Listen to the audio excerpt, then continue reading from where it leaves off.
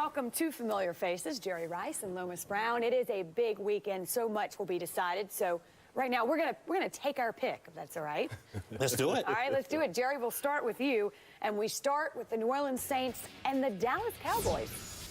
I would have to go with the New Orleans Saints, and I think with Drew Brees, even though the last time they played, DeMarcus Ware really got to this guy like 4 times, but New Orleans is going to win. Yeah.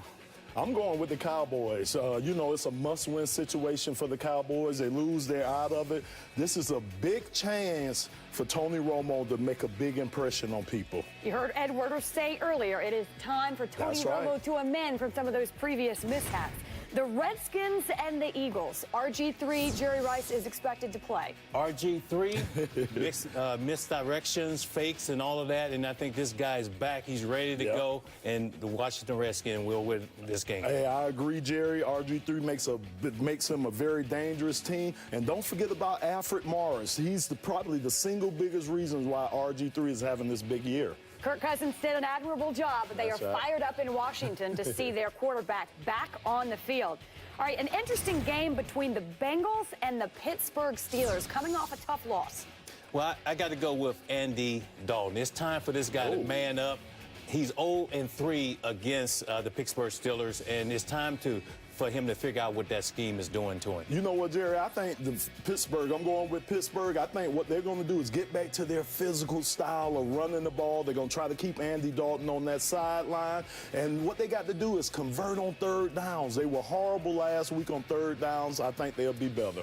Ben Roethlisberger a bit critical of his offensive coordinator last week. They say all is well. Vikings and Texans.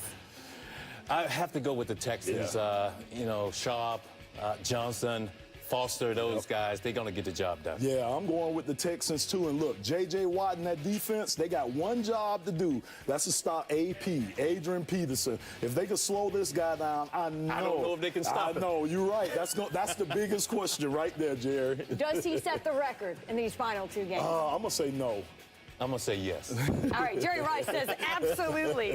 Why not? All right, how about the Bears and the Cardinals?